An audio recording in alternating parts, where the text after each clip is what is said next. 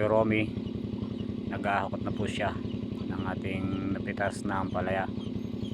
Ayun po, kung makikita nyo po yung ating ampalaya ay dilaw na po yung dahon niya sa may gilid, dahil po nasa 3 months old above na po ang ating mga ampalaya. Ayun po yung mga natin, ampalaya natin, nagbibigay pa rin po ng bunga sa taas. Yan po ang target natin, nasa 20 harvest po tayo, 20 harvest. Yung po mga iba di ko na po na-upload. Tutusin po ito, nasa kwan na po ito, nasa 18 harvest na po ito, pati po yung ibang harvest natin. Pero yung compute ko po sa market, nasa 12 harvest na po yung deliver natin doon. Ito po, medyo matanda na po ang ating ampalaya, kaya inanuno po natin, unti-unti na po natin i-prepare yung iba nating trellis para po magtanim po tayo ulit. Yung pungo po natin, winasak na po natin, yung upo natin. Magtatanim po tayo ng ampalaya doon.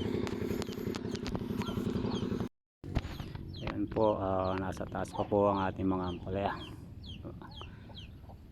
medyo marami pa pong bunga.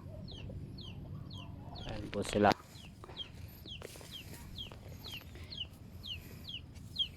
Nakaka-harvest pa naman po tayo kahit paano.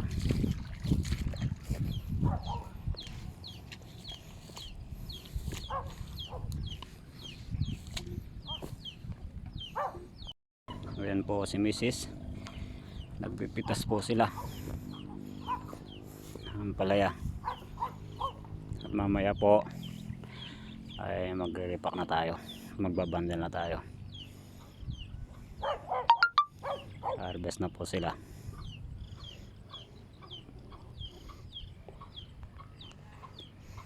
Ayan po, magre-repack na siya ng palaya. Siguro nasa 300 something to, 300 kilo, dahil po wala nang bunga sa gilid, halos sa taas na po lahat yan. Ayan po,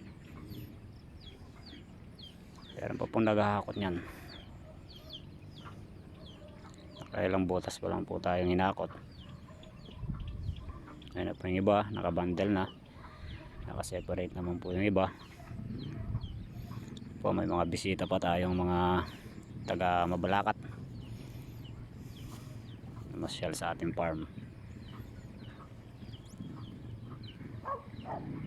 po. Mga ilang weeks na lang po at matatapos na po.